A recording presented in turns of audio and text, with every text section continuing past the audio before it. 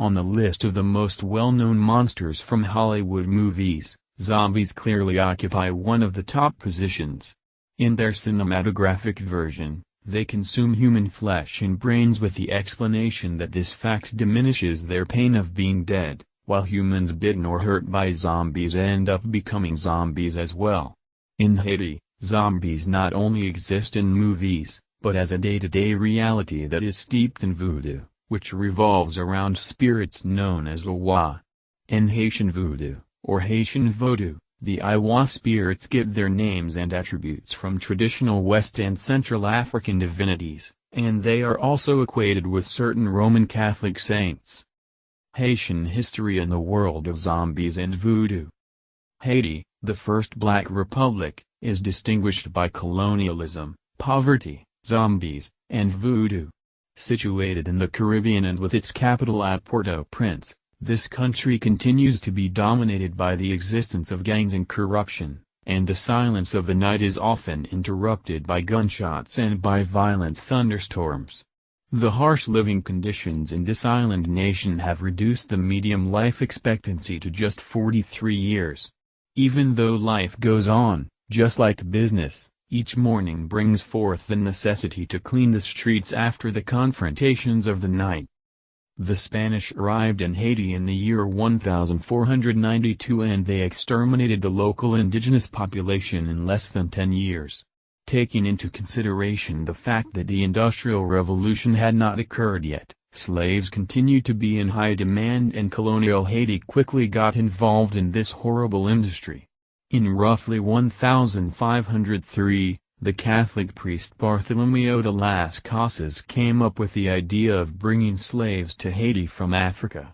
After this, the French rulers of Haiti, in turn, followed the Spanish model and they continued to bring slaves from Africa to Haiti with the purpose of making them work on plantations. Around the year 1801, various slave revolts against the colonizers began to develop. The local rebel army was led by Jean-Jacques Dessalines, who was aiming for Haitian independence. Haiti was the first Caribbean colony to gain independence, which the slave revolt achieved in 1804. But the concepts of the voodoo religion that came with the slaves from certain parts of Africa lived on in Haiti, and so did the folkloric belief in zombies. 300 years after the end of slavery in Haiti, the nation is still tormented by inequality and poverty. An interesting case took place in 1982, when a man was arrested who killed people and supplied many hotels from Pétionville with human flesh to be cooked and consumed. In only a few days, the individual escaped and was never captured again. Priests, voodoo, and festivals.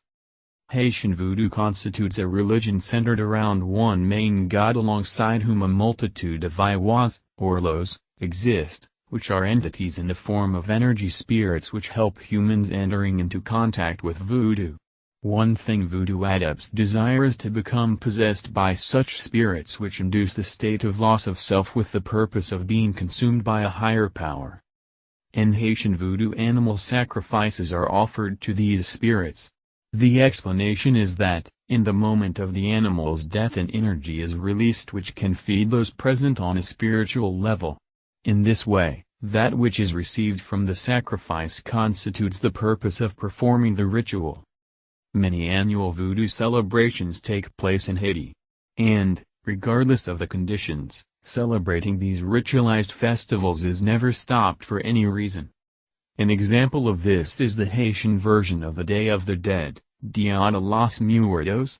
Throughout the duration of this festival, locals dance in cemeteries and they can be observed wearing double sunglasses, which symbolize life and death.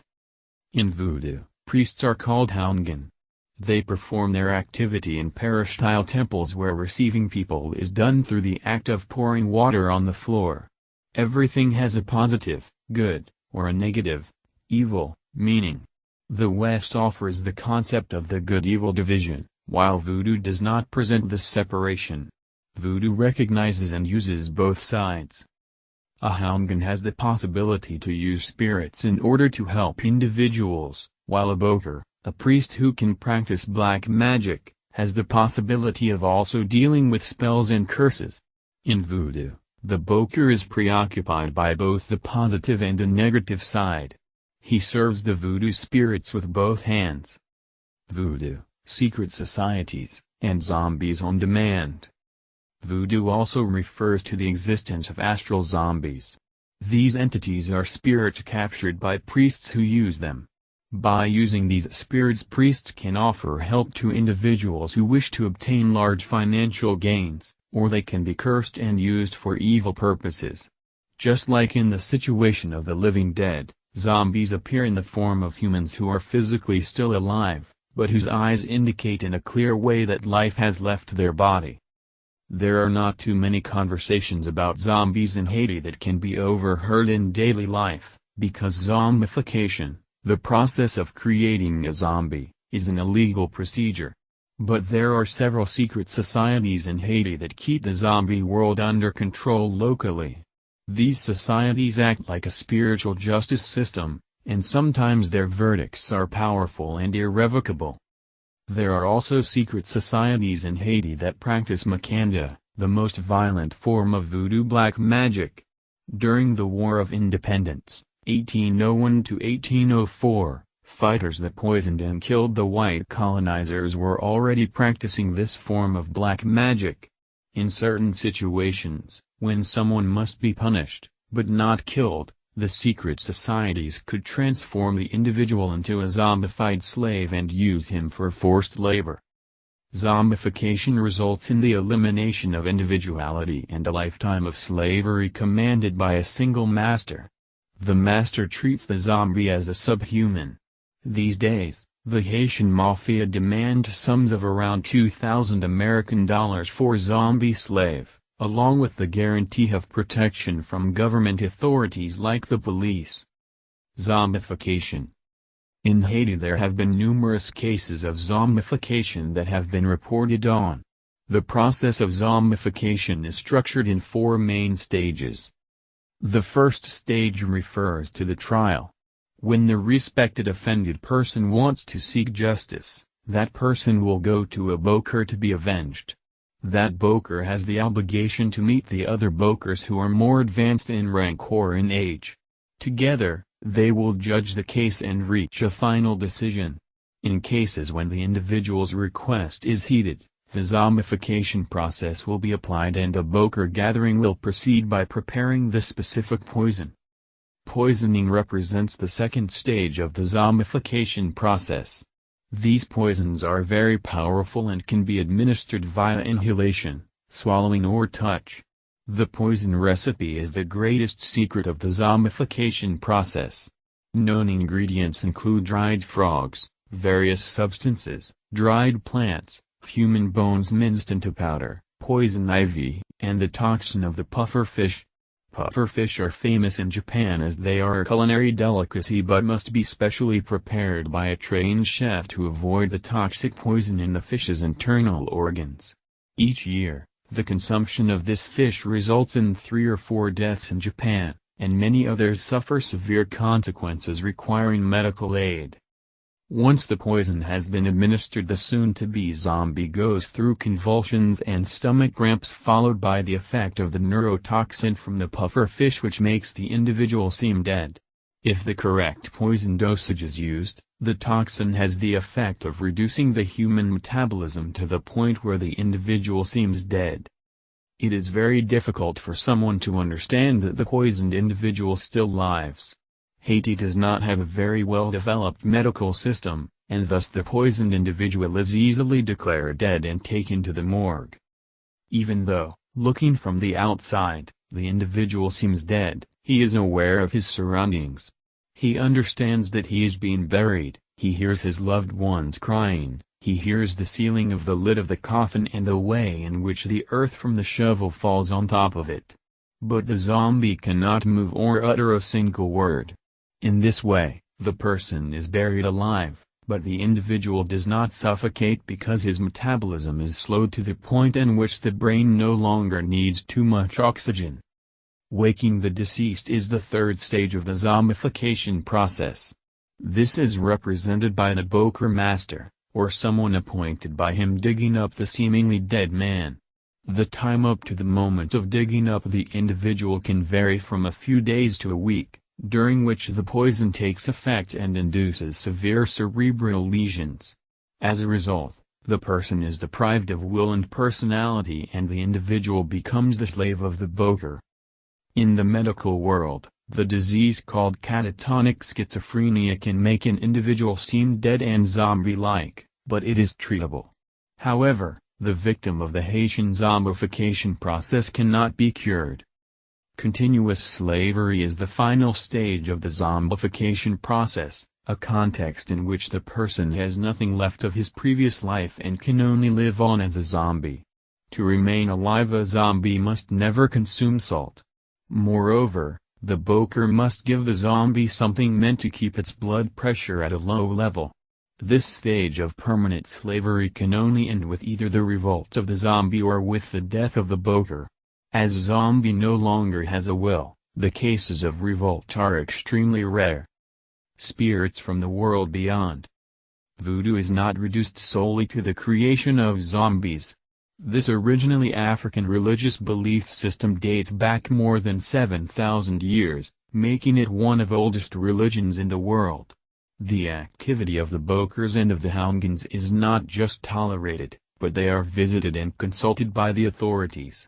As 97% of all the Haitian population believes in voodoo, witch doctors are just as valuable as medical doctors. In addition, white people fear macumba black magic.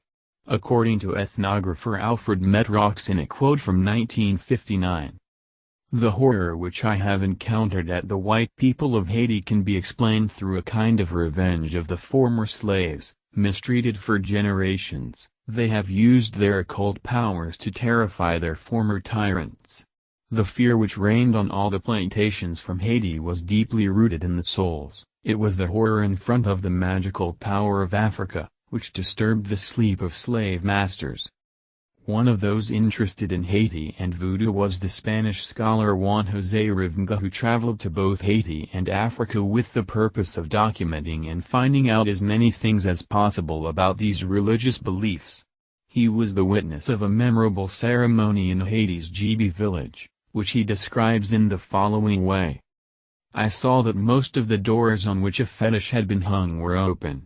Somebody told me that those clay puppets, having a height of about half a meter, were the spirits which were about to make the Ngungu dance, entering beneath them and raising them up in the air with all their might.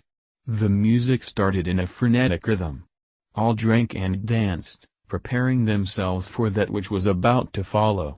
In that moment the Ngungu appeared, dancing in a circle and surrounding all the audience gathered there. They were like some huge cones, covered to the ground in colored natural fibers and having goat horns on their foreheads. It was explained to me that they represented the ghosts of the past come to the world of the living. After those demonstrations, the priests got up walking in turns to the Ngungu. These were waiting for them, calmly staying in the square, after which they spit various potions over them and addressed them in old African languages. When they finished with the last of them, they all began again to dance in a circle, until they suddenly stopped, and their helpers raised from the ground the straw cones, under which I expected to discover a man moving the puppet. But underneath it there was nothing but a fetish with a demon face and no man. In the authentic ceremonies the puppet is always animated solely by a fetish. As attentive as I had been, I never managed to see anyone coming out from under the Ngungu.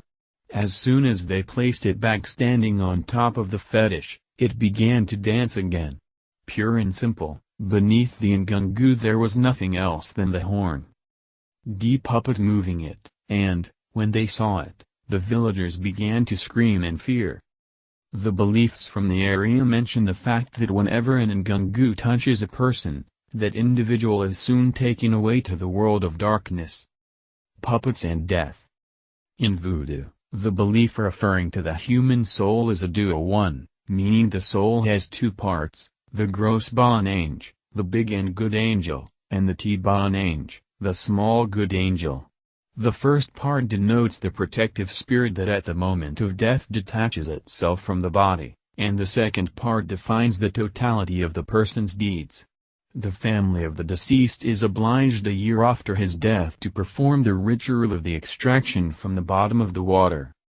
As a result of this ritual, the T-Bonange is summoned back from the place where it retired. It is then retrieved and contained inside a Govi vessel, a specially prepared vessel meant to replace the body and in which the members of the family can bring the deceased back home in order to serve as a protective spirit. If the boker steals such a vessel, he can submit the spirit of the deceased to torments on the other side, or he can use it for evil purposes. Voodoo recognizes a lot of laws, from which one can mention here Damola, the law presiding over flowing water, Arzili, the Black Maiden, Baron Samedi, the spirit of death, and Legba, the law that protects sorcerers.